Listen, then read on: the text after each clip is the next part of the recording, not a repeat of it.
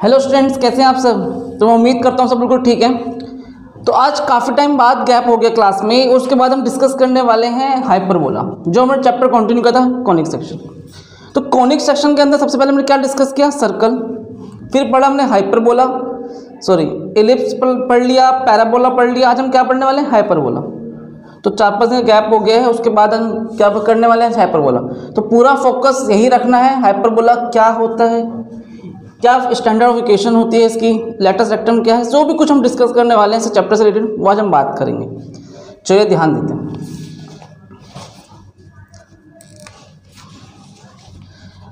देखिए हाइपरबोला, पहले मैं एक हाइपरबोला बना लेता हूँ। ये एक्स एक्सिस हो गया और ये वाई, सेंटर। इसे बोलते हैं अलॉन्ग विथ एक्स एक्सिस। क्या बोलेंगे,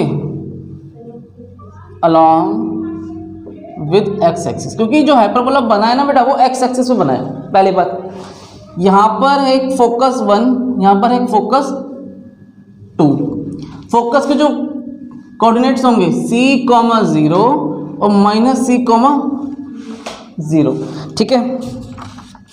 अब एक चीज और नोटिस करना, यहां पर होता है वर्टेक्स, ये A और ये B। इसके वर्टेक्स देखो A,0, यहाँ पर क्या हो जाएगा,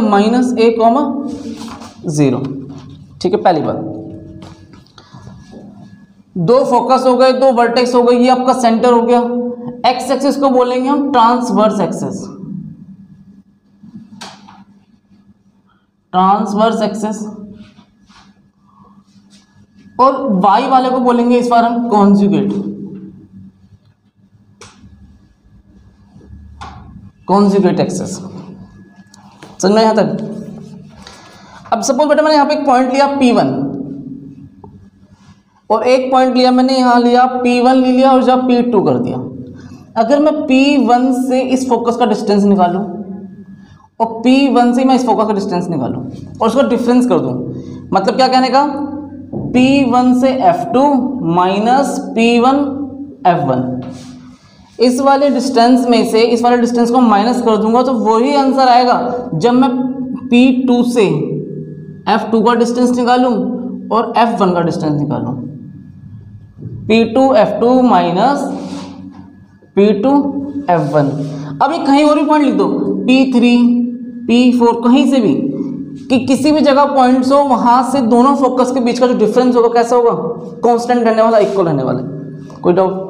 आपने इलिप्स में क्या पढ़ाया था बेटा, यहाँ बस माइनस है और इलिप्स में क्या था, प्लस, बस फर्क इतना ही था, बाकी कॉन्सेप्ट बिल्कुल सेम है। तो इन्हीं बातों को समझते हुए एक छोटी सी लाइन में लिख दूं, यहाँ पर बुक में भी ध्यान दे सकते हो, हाइपरबोला, ये लाइन लिख लेते हैं, hyperbola is the set of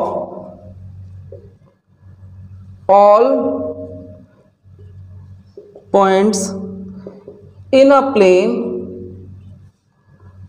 the difference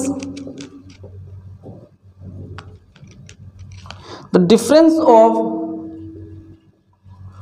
whose distance from two fixed point are constant। किसी भी पॉइंट से दोनों फोकस के बीच का जो डिस्टेंस होगा क्या होने वाला है, कांस्टेंट होने वाला है। इस बात आपको जाननी है। कोई डाउट यहाँ तक नहीं। एक्स एक्सिस मिल गया मुझे, ट्रांसवर्सेस मिल गया, कॉन्जुगेट मिल गया। अब समझना आगे। इसको मैं दोबारा ड्रॉ करता हूं। ये focus 1, focus 2, C,0 minus C,0, ये आपका सेंटर। B पॉइंट था और ये A था, A0 और माइनस A0। एक बार तो यहां से लेके अगर मैं बात करूं सेंटर तक का डिस्टेंस कितना हो गया, C। और अगर मैं यहां से लेके इस वर्टेक्स की बात करूं, इसे क्या बोलेंगे हम, वर्टेक्स। ये भी वर्टेक्स है, ये वाला भी वर्टेक्स है बेटा। यहाँ पे वर्टेक्स देखो, जो कोऑर्डिनेट्स क्या है यहाँ पर, यहाँ तो पॉजिटिव था और यहाँ वाले में कैसा था, नेगेटिव, क्योंकि यहाँ पर x नेगेटिव होता है। तो अगर मैं वर्टेक्स के डिस्टेंस की बात करूँ तो ये क्या हो जाएगा, ए। यहाँ से लेके यहाँ तक का डिस्टेंस क्या है, ए, और यहाँ से लेके यहाँ तक का डिस्टेंस क्या है, सी।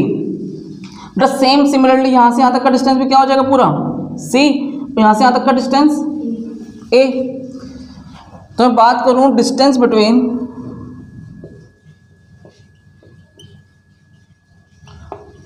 टू फोकाई, देखो यहाँ से दो फोकस के बीच का डिस्टेंस कितना है, सी प्लस सी, कितना हो जाएगा, 2c। Very good. और distance between two vertex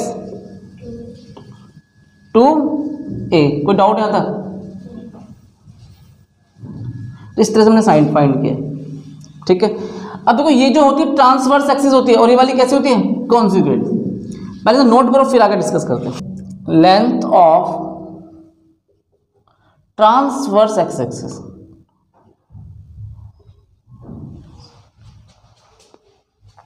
length of transverse axis, ठीक है। देखो आपको ट्रांसवर्स एक्सिस की बात करनी है, तो यहां से लेके जो डिस्टेंस है ना, यहां से लेके यहां तक का डिस्टेंस, वो क्या कहलाएगा, लेंथ ऑफ ट्रांसवर्स एक्सिस है। तो कितना हो जाएगा, ये 2a। अगर हम बात करें लेंथ ऑफ कॉन्जुगेट एक्सिस, तो कॉन्जुगेट यहां पर है, तो एक मैं यहां पर पॉइंट लूंगा, ऐसे लिखता हूं b, ये पूरा डिस्टेंस यहां का b, और ऐसे ही पूरा डिस्टेंस यहां का b, तो कितना हो जाएगा, 2b। अभी समझते हैं।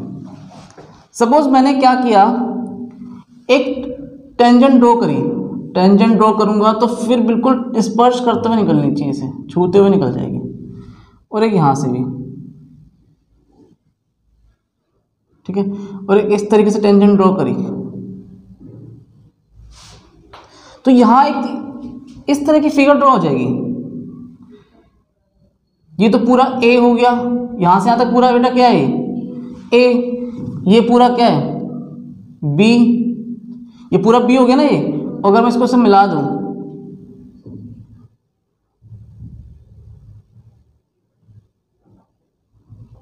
तो इस तरह से फिगर बनेगी कुछ, ठीक है। ये ए हो गया, ये बी हो जाएगा, और ये पूरा क्या आपके पास, सी। यहां से यहां तक पूरा कितना है, सी। तो अगर मैं ए बी सी की डायरेक्ट बात करूं, रिलेशन की, relation between A B and C, आप इसे डायरेक्ट याद कर सकते हैं। क्या होगा बेटा, A square plus B square equal to C square, A square plus B square equal to C square, hypotenuse. क्या लगाया मैंने, पाइथागोरस लगाया है। कैसे, ये ए स्क्वायर, ये बी है तो ये वाला भी बी, और ये क्या हो जाएगा, सी स्क्वायर। सी मतलब यहां से लेके यहां तक का जो डिस्टेंस है, फोकस, तो A square plus B square equal to C square. कोई डाउट यहाँ तक? ये रिलेशन आपकी बात होती है। अब रिलेशन के बाद आपने क्या क्या नोटिस कर लिया, इसके वर्टेक्स नोटिस कर लिए, फोकस हो गया, ट्रांसवर्स एक्सिस हो गया, कॉन्जुगेट हो गया, और आपको एक वर्ड याद होगा, लिस्ट में मैंने आपको पढ़ाया था, इसेंट्रिसिटी लिखवाया था। देखो अब हमने क्या पढ़ना था, इसेंट्रिसिटी। इसेंट्रिसिटी में हमने डिस्कस किया था कि जो रेशियो होता है यहां से लेके फोकस तक का जो डिस्टेंस सी, और यहां से लेके वर्टेक्स का डिस्टेंस का रेशियो क्या कहलाता है, इसेंट्रिसिटी, ठीक है बेटा, ध्यान देना। और C इज इक्वल टू क्या चाहिए यहाँ से, ए ई। कोई डाउट? जो लाइन फोकस से निकल जाएगी इसे क्या बोला जाएगा, लेटस रेक्टम। तो उसकी लेंथ क्या होगी, आपने लिस्ट में भी जाना था, लेंथ ऑफ लेटस निकालना सिखाया था आपको मैंने, वही बात आपको यहाँ फॉलो करनी है। उसी तरीके से लेंथ ऑफ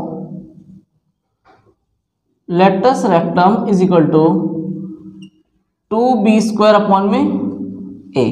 तो हम कुछ फॉर्मूले थे जो आपको याद करने हैं। लेंथ ऑफ लेटस रेक्टम पता होना चाहिए, a square plus B square C square होता है, इक्वेशन होती है, तीनों रिलेशन है। Length of transverse, length of conjugate, जो भी है, कोई डाउट यहाँ तक, इसे नोट करो।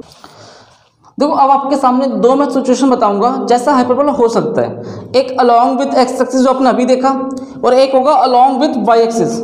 समझ में आया? दो तरह के केस बन सकते हैं, एक एक्स एक्सिस पे और एक वाई एक्सिस पे। अब दोनों को फील करना, कहना क्या चाह रहा हूं मैं। ये कैसा है, एक्स एक्सिस पे, ये वाला बच्चों क्या है, ये वाई एक्सिस पे, ये एक्स हो गया, ये वाई हो गया, ये centre X Y centre, focus 1 focus 2, यहाँ पे C, 0, यहाँ -C, 0, ये A -A, 0 और ये A, 0, ठीक है ना। F1 0, A, यहाँ पे बेटा क्या आएगा 0, गलत, क्या आएगा बस C। फोकस कैसा होता है C में, यहाँ तो हो जाएगा इस जगह 0, A और इस जगह क्या होगा 0, -A। कोई डाउट? तो देखो जब दोनों फिगर अलग अलग है, दोनों सिचुएशंस अलग है, तो दोनों के स्टैंडर्ड ऑफ इक्वेशन भी क्या होंगे, अलग होंगे। इक्वेशन ऑफ हाइपरबोला,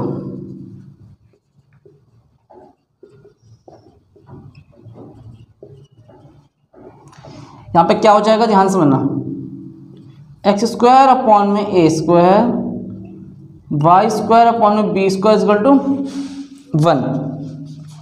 कोई डाउट? x² अपॉन में a² माइनस y² अपॉन में b² इक्वल टू 1।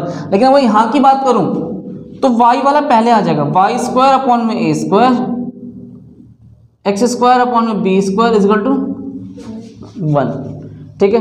और बेटा इसमें ध्यान देना, इसमें ये वाली जो क्या हो जाएगी इस बार, ये हो जाएगी ट्रांसवर्स, हो जाएगी कैसे हो जाएगी कॉन्जुगेट। जिस पे बनता है वो ट्रांसवर्स और जिस पे नहीं बन रहा है वो कॉन्जुगेट। कोई डाउट यहाँ तक? और बाकी डिक्टो फॉर्मूले सेम रहेंगे, लेटस सेक्टम दोनों का सेम, फोकस फोकाई जो भी चीजें हैं, बस फर्क यहाँ पर है। स्टैंडर्ड ऑफ इक्वेशन क्या होती है यहाँ पर बोला कि x² अपॉन में a² माइनस y² अपॉन में b² इक्वल टू 1। फर्क वही है, बस क्या यहाँ पर y आगे आ गया और x पीछे चला गया। इसे नोट करो।